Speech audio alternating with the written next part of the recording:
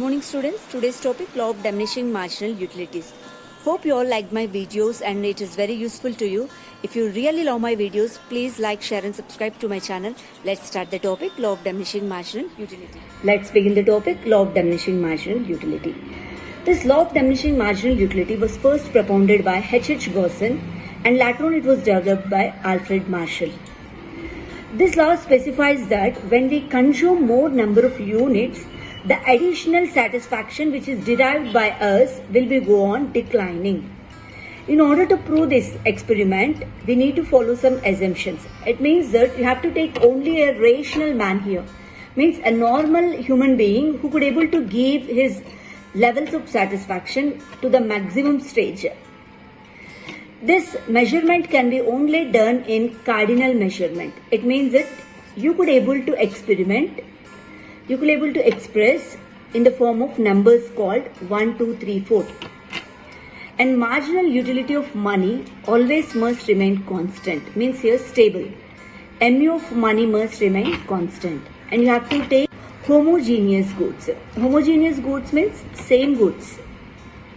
Here it should be same in size and even color and even shape. Because when you change the color or shape, obviously your satisfaction level increases. So here you have to take only homogeneous goods. The taste and preference also must not change. And there must be no time gap. Means the process must be continuous. You should not eat one in the morning, other in the afternoon and other at night. So the process of consumption should be continuous. So here as you see on the screen here, the schedule of law of diminishing marginal utilities. Here the consumer is go on consuming the commodities one after the other and his total utility will be increasing and marginal utility will be go on declining. It means that the intention to eat the next commodity will increase, but when you compare the second unit with the first, obviously our satisfaction level comes down. And here on the fifth unit, the consumer is getting a complete satisfaction, that is 50 utils. And here MU becomes to 0. It means that he is completely satisfied. And after this, even if you consume one more commodity, then obviously total utility starts declining and MU becomes to negative. So with this we can give the relationship between total utility and marginal utility. In the initial stage, total utility starts increasing and marginal utility starts declining. At a certain stage, total utility becomes maximum. And when this total utility becomes maximum, MU becomes 0. MU means marginal utility becomes 0 here. And after this stage, total utility starts declining and marginal utility becomes negative. These are the relationship between total utility and marginal utility. See here students, on the screen you can see the graph here. How to plot the graph means first you have to take number of units on x-axis. Suppose if you are taking apples, you have to take apples like one apple, second apple, third apple on x-axis, and on y-axis you have to show total utility and marginal utility.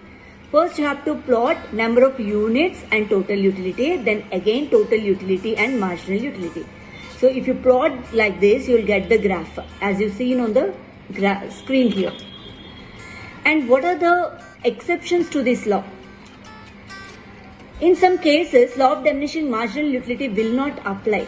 For example, hobbies. Suppose if you have hobbies like listening to music or a stamp collection or a currencies collection, this will not applicable. Why? Because when you collect number of country currencies, your satisfaction level will obviously increase it. It will never decrease. And again, if you collect number of stamps here, your satisfaction will be increasing. In the same way, when you hear number of songs, obviously the satisfaction levels will be go on increasing. So in case of hobbies, this law of diminishing marginal utility will not apply. And the other case where you don't find this law of diminishing marginal utility is that a drunkard person. If you ask a drunkard person, what he says that when he drinks more pecks, his satisfaction level will be increasing. It means that his marginal utility will increase here. So even in this case also law of diminishing will not apply. And the other one is a miser person. When a miser person saves more and more money, his marginal utility will be increasing. Law of diminishing marginal utility will not apply.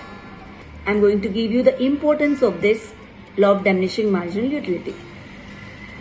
This law is a base. It means that law of diminishing marginal utility is a base to different laws like law of consumption, law of demand and equimarginal utility. As you know that in law of demand, when price increases, demand decreases. So here, when we are consuming more units, the marginal utility is declining. So this is the base for law of demand. And this law is also based for theory of value. It means that when supply of a product increases, the price level comes down. And this theory is also based to a water diamond paradox. What is water diamond paradox? Diamond is available in a scarce. The availability of diamond is scarce. So here its exchange value is more than usage value. But whereas water is an abundant one, its usage value is more rather than exchanging it.